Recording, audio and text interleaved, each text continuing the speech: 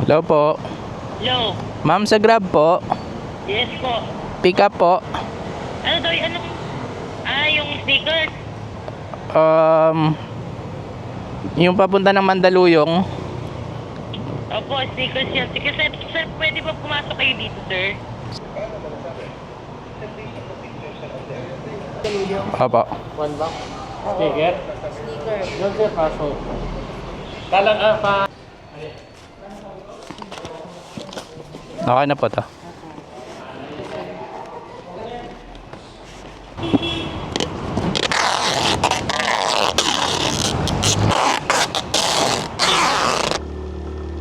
Alright, pick up na natin yung ating first booking kay Grab. 400 meters.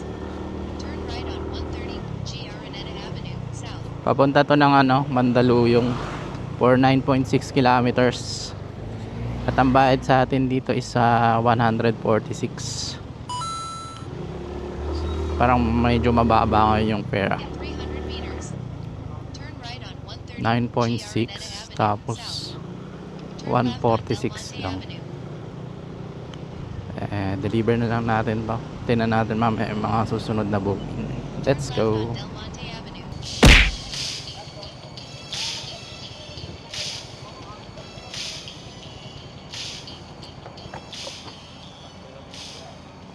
Bakit sir?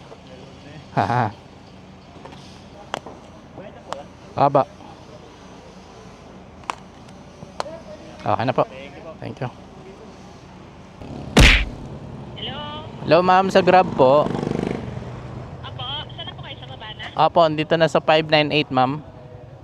Ay, nandiyan na po kayo. Sige, bababa na ako, kuya. Wait lang. Sige po. Aba. Check ko lang po.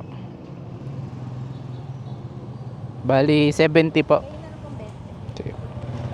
Wala kayong sakto ma'am, wala pa akong ano eh. Wala po pa pong barya ma'am. Wala akong barya eh. Wala akong benta. Ibabayad ko kasi paglabas namin eh. Barya pa lang. Puro Grab Pay kasi yung pumasok sa akin. Wala. Ngayon pa lang may cash. Pa. Okay na pa. Sige pa. Thank you pa. Pasensya na ma'am. Pick up na natin ang ating booking. Dito lang sa may Mandaluyong din. 1.1 kilometers. Bayad sa atin dito is 70 pesos sana. Kaya lang wala akong panukli. Puro Grab Pay pa lang kasi yung pumasok sa Grab Pay pa lang yung pumasok sa akin eh. So nabayaran tuloy tayo ng 100. So 100 pesos for 1.1 kilometers lang. Lapit lang nito. So deliver ko muna to. Let's go. Richmond po. Okay po. Thank you po.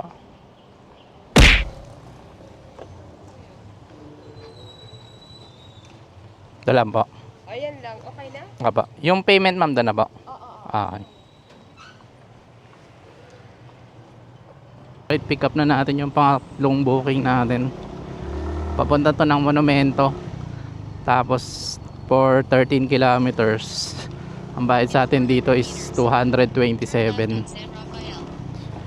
So deliver na muna natin. Let's go. Okay. Ito po. 227 po.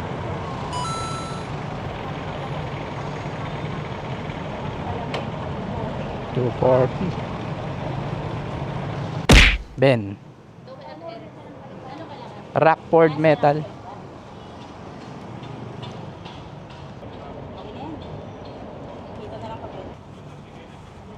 Thank you. Right, pick up na natin yung ating third booking. Papunta to ng New Manila for 8.6 kilometers. Ang bayad sa atin dito is 127 pesos.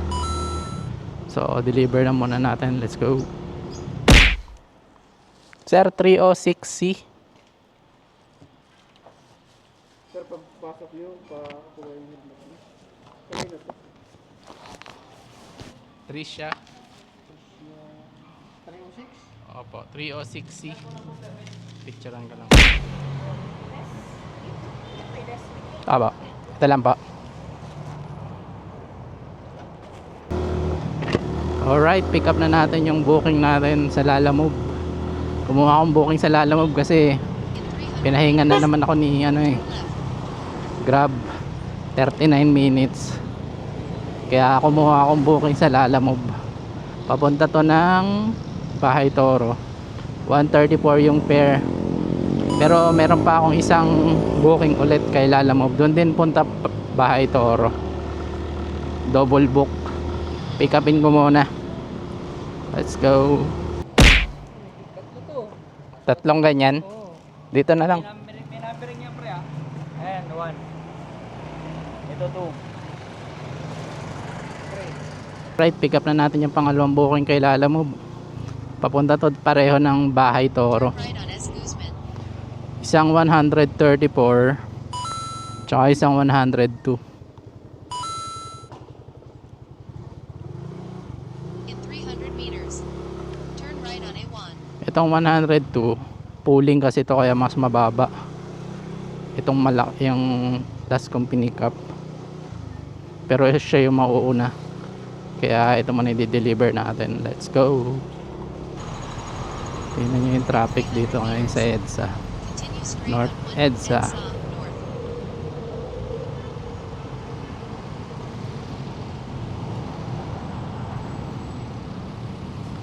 Grabe, grabe. Kahit motor di makasingit. Ito lang, no? Para ano mabigat eh. Po. Di ba nabasa? Hindi sir, di naman umulan. Oh, siguro sir.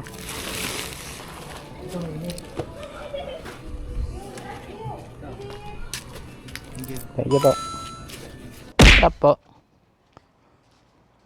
Sa Bellevue. Aba, May address naman doon. aba, Alam mo na, no? aba. Anong laman ito sir? Apple lang. Apple. Ah, sige pa. Tinip ko ba babusan? Sige pa. Thank you po.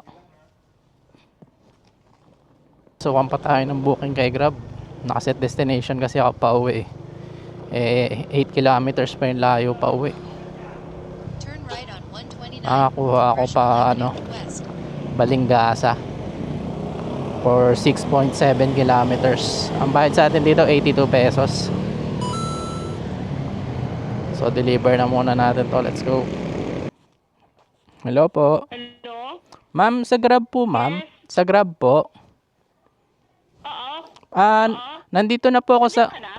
number 27 ma'am for deliver po. Kaya lang wala po yatang tao dito ma'am kasi patay yung ilaw. Tapos tinatawagan ko, di rin matawagan yung receiver po. Ay, talaga? Opo. Hindi mo sandali. Pwede kaya iwan sa guard? I-try ko ma'am itanong po doon sa may guard. Oh, sige. Tanong mo doon sa may guard, ha? Kasi parang Tanong mo lang. walang ilaw dito sa bahay nila pero may mga sasakyan po. Tapos yung doorbell hindi rin gumagana. Teka, tawagan ko. Tapos tawagan mo yung...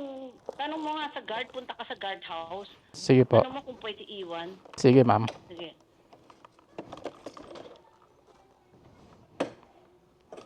Ito may doorbell. Deliver po. Kay ma'am.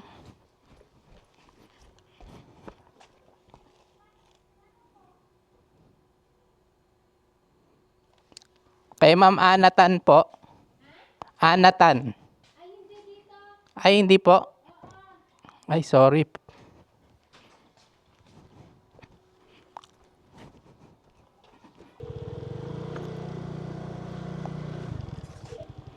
Hello po. Hello? Ma'am, sa Grab po, ma'am.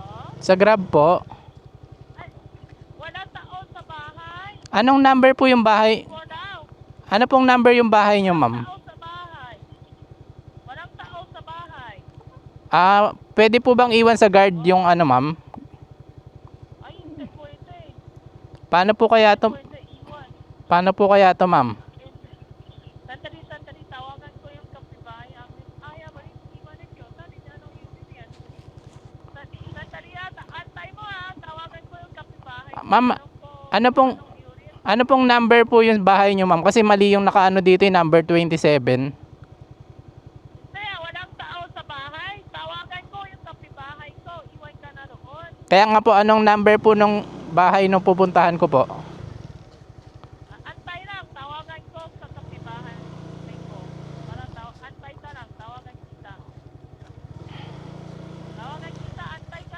Ma'am, anong number po ako mag-aantay ng bahay? Hintay ko araw eh, kaya tawagan ko sila muna. Antay mo sandali, tawagan kita. Sige po. Antay ka sandali.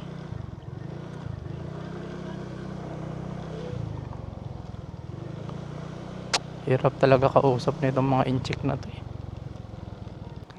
Ano po bang number nung bahay ni Anatan? Anatan. Kasi mali yung hindi pala daw doon yung Anatan. Tapos ngayon tinawagan ko to, yung Anatan, wala daw siya sa bahay. Ibibili niya daw sa kapitbahay nila. Okay, wait lang ha. Ba't sa nung unit si Anatan? Sabi po nung customer, wala daw po siya sa bahay. Tapos Oo. sabi niya kukontakin niya daw yung kapitbahay nila na pag-iiwanan. Tinawagan ka na, hindi pa? Tinawagan na po ako eh. Pas andito ako ngayon sa guardhouse po. Itatanong ko po yung bahay niya kasi hindi niya maano yung number eh. Kasi yung pinuntahan ko number 27, hindi daw doon nakatira, sabi nung taong sumagot eh. 27 yung yung bahay nila. Ikaw ibalik mo dito yan, pwede ba? Hindi pwede, no? Paano babalik po? Tanong ko na lang sa kanya kung may maiiwanan siya dyan, jack ka na rin eh. Opo, pero inaano ko rin dito sa guard ma'am kung pwedeng Doon na lang kasi walang unit ng kapitbahay niya. Sir, anong unit po ng kapitbahay? Andito po kasi ako sa guard house eh. Para malaman po. Kasi, Sa house? opo. Ano unit sa kanila? Number 41, Fountain Drive. 41, Fountain Drive. Opo. Sige sir.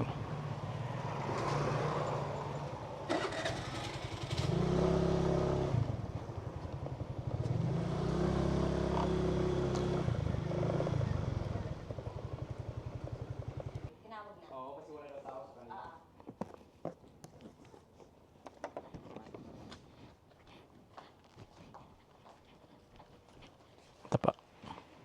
Thank you po. Sir, thank you po.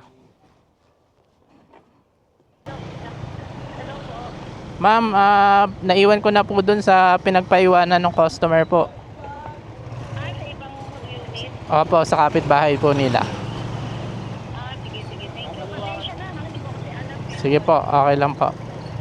Sige, thank you. Okay po. So, yun nga. Maaga dapat tayo makakauwi. Naka-shortcut tayo kanina eh. Mga 6:20 pa lang nandun na tayo. Kaya lang, inabot tayo ng 6:40, 6:50. Dahil yung customer wala pala dun. So, iniwan pa dun sa kapitbahay. Buti na lang mababait yung mga guard dun sa inasikaso ako. So naka 896 din ako for 6 hours. Simula alauna hanggang ngayon mag-aalas 7 na. Pinagsamang Grab Express at Lalamove. Buti na lang kumuha ako ng booking kanina sa Lalamove. Naka 250 din yata ako nun. Tapos nung natapos yung 39 minutes kong pahinga sa Grab, nakakuha pa ako ng set destination pa uwi. Kaya malapit na sa bahay din to. 2 kilometers na lang pauwi na ako sa bahay. So yun lang, tapos na ang aking pagbablog at biyahe sa Grab Express at Lalamove. Sa susunod na lang ulit.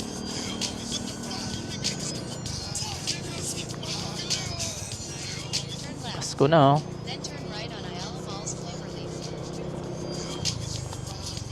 So, salamat ulit sa panonood guys. Hanggang sa susunod ulit na vlog. Bye bye.